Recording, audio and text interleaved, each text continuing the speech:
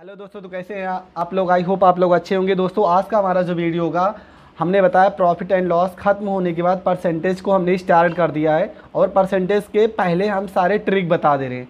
Trick बताने के बाद बेस सारे बताए जाएंगे और सारा का सारा लेसन आपका क्लियर हो जाएगा, सारे कॉन्सेप्ट क्लियर हो जाएंगे। तो पहले हम लोग ट्रिक पढ़ लेते हैं। कुछ लोगों का डिमांड था कि ट्रिक भी कुछ ज़्यादा ही बताइए, तो ट्रिक बताते हैं, पर और भी अच्छे से ट्रिक आज हम बताने जा रहे हैं। ये सारे क्वेश्चन बहुत बार रिपीट हुए हैं, तो ये सारे क्वेश्चन को पहले सॉल्व कर लेते हैं। हमारा जो पहला क्वेश्चन है, 72 ग्राम 3.6, यहाँ पे 3.6 किलोग्राम का कितने प्रतिशत होता है, ये आपको बताना है। 72 ग्राम 3.6 किलोग्राम का कितने प्रतिशत होता है, पहला क्वेश्चन है। तो हम इसको सॉल्व कैसे करेंगे। सबसे पहले एक चीज़ हमें ध्यान रखना है कि जिसके पास में का लिखा होता है, ये चीज़ आपको पॉइंट करना है। और इस क्वेश्चन में सबसे बेस्ट ट्रिक यही आपको फॉलो करना है। जिसके पास में का लिखा होता है वो वैल्यू हमेशा हर में जाती है। तो यहाँ पे 72 चला जाएगा ऊपर और बटे में आ जाएगा 3.6। अब यहाँ पर प्रतिशत में चेंज करना है, तो प्रतिशत में चेंज करने के लिए 100 से गुणा होता है, लेकिन 72 आपका ग्राम में है और ये 3.6 किलोग्राम में है। तो या तो ग्राम को किलोग्राम में चेंज कर लो या तो किलोग्राम को ग्राम में चेंज कर लो। तो किलोग्राम को ग्राम में चेंज कर लेते हैं, जिससे कैलकुलेशन सरल हो जाए।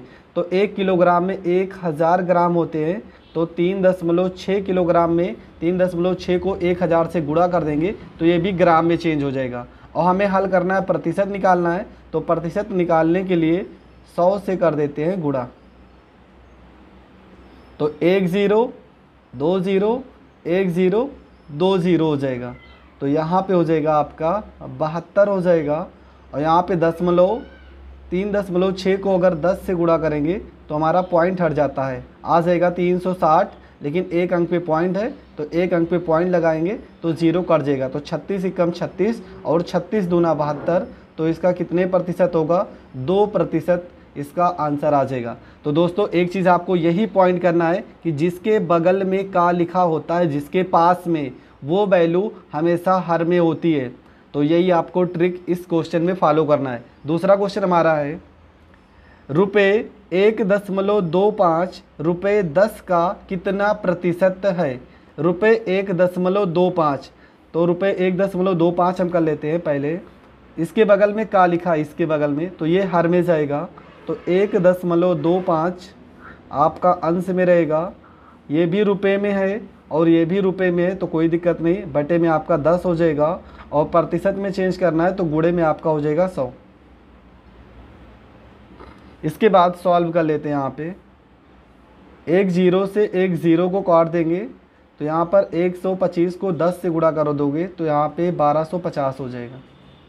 अब यहाँ पर 2 अंक पे पॉइंट है, तो 2 अंक पे लगा देते हैं पॉइंट। तो 12.50 और नीचे 1 है, 1 से कोई मतलब नहीं है। तो हमारा जो आंसर आएगा, आप ऐसे भी इसको लिख सकते हो 12.5%। इस तरह से भी लिख सकते हैं। अगर इस तरह से नहीं लिखना है, आपको पॉइंट में नहीं आना है, भिन्न में लिखना है, तो आप इसको इस तरह से भी लिख सकते हो। 125 कर देंगे, यहाँ पे 0 है तो 0 भी लगा दो, कोई दिक्कत नहीं है।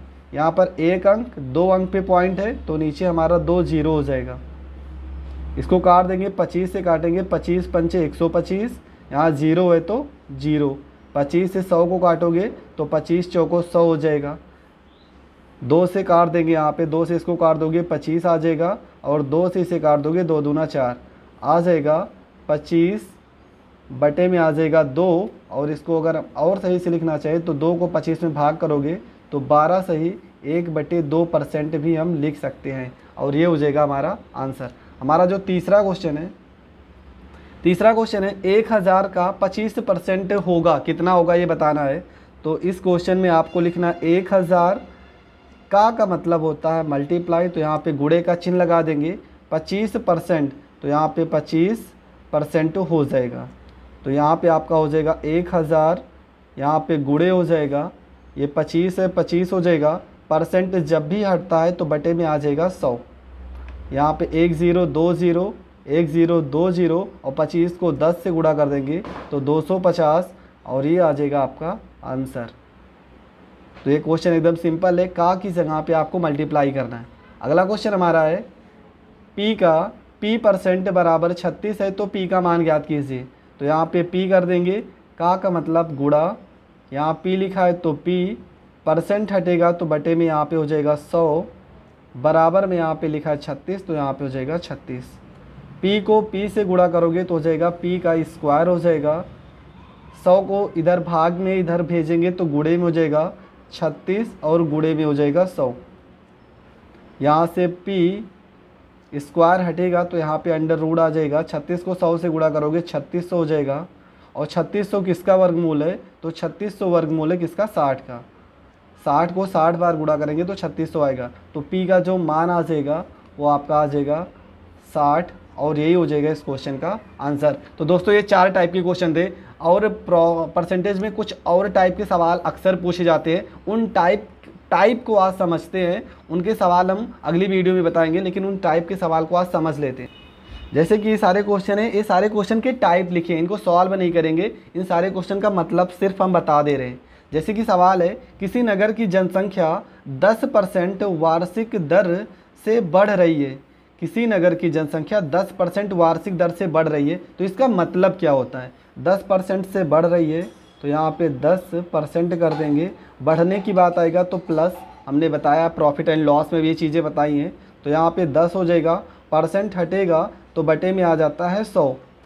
10 से अगर 100 को काट देंगे तो आ जाएगा 1/10। अब इसका मतलब क्या होता है ये समझो, ये 10 जो आ रहा है ये पहले की जनसंख्या है, पहले की जनसंख्या, पहले जनसंख्या उस गांव की कितनी थी, 10।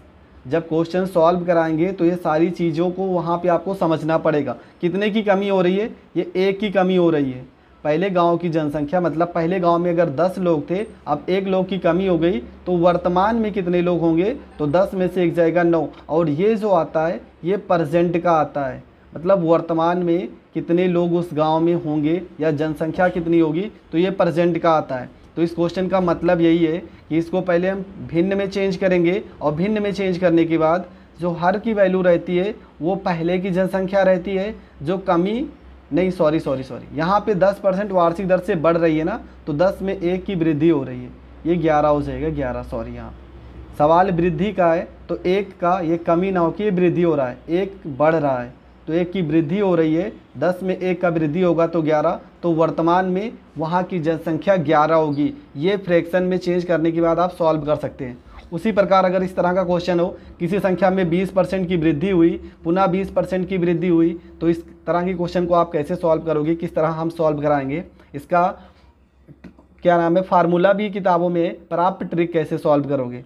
जैसे 20% को हम भिन्न में चेंज करते हैं तो आपका 20% हो जाएगा 20, और बटे में यहाँ पे हो जाएगा 100, काट दोगे तो 1/5 हो जाएगा। और 20% की पुनः वृद्धि हो रही है, 20% की अगर पुनः वृद्धि हो रही है तो इसको फिर से सॉल्व करेंगे तो 1/5 ही आएगा। ये जो वैल्यू आ रही 5, ये आपका पहले की है, तो पहले कितना था, पहले साल 5 था, और 5 में 1 का वृद्धि हुआ, कितना हो जाएगा, 6 हो जाएगा। और दूसरी कंडीशन में भी 5 था और 5 में 1 की वृद्धि हो जा रही है, तो कितना हो जाएगा, 6 हो जाएगा। तो इसका मतलब 5 को 5 से गुणा कर दोगे 25, 6 को 6 से गुणा कर दोगे 36। तो इसका मतलब ये हुआ कि ये जो आ रहा है ये आपका पहले कितनी जनसंख्या थी या कितना था, पहले आपका 25 था। अब वृद्धि या कमी के बाद जो आ रहा है ये वर्तमान का आएगा, प्रेजेंट टाइम में कितना का कमी हो रहा है, कितना का वृद्धि। तो इस टाइप के सवाल बहुत आप देखे होंगे, इस टाइप से हम सवाल को करेंगे।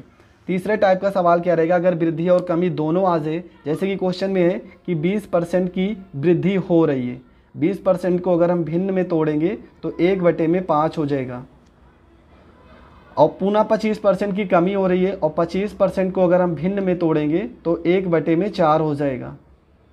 ये कमी की बात कर रहा है, मतलब कि पहले साल अगर 5 का वृद्धि हुआ होगा तो 5 में 1 का वृद्धि हुआ, कितना हो जाएगा, 6। दूसरे वाले केस में क्या बोल रहे हैं कि 4 हो रहा है पर कमी हो जा रही है, 4 में 1 की कमी हो जाएगी तो कितना हो जाएगा, 3। तो इधर गुणा कर देंगे 5 को 4 से, 5 चौको 20 और 6 त्रिका 18 हो जाएगा। तो ये जो आता है ये प्रेजेंट का आता है, पहले का आता है, सॉरी ये पहले का आता है, और ये जो आता है ये लास्ट में आता है, कमी या वृद्धि के बाद कितना बच रहा है। और इन दोनों का अगर अंतर देखा जाए तो जो आ रहा है इन दोनों का जो अंतर आएगा वो 2 आएगा। मतलब कि सवाल में क्या रहेगा कि वर्तमान में मान लो वर्तमान में 36 है, मान लो ऐसे क्वेश्चन आएगा वर्तमान में 36 है तो पहले कितने लोग रहेंगे, तो 18 से कितने गुना ज़्यादा है, तो 18 से 2 गुना ज़्यादा है 36। उसी प्रकार पहले 20 ना हो के 20 से 2 गुना ज़्यादा कितने हो जाएंगे 40। तो क्वेश्चन कुछ इस टाइप के रहेंगे। तो दोस्तों आज का जो हमारा वीडियो होगा यहीं पे समाप्त होता है। अगर आपको वीडियो पसंद आई है तो प्लीज़ लाइक शेयर और कमेंट ज़रूर करना। इस तरह की वीडियो पाने के लिए आप बेल आइकन ज़रूर प्रेस कर देना, जिस कारण आपको हर एक वीडियो का नोटिफिकेशन सबसे पहले मिल सके। तो दोस्तों थैंक यू, जय हिंद जय भारत।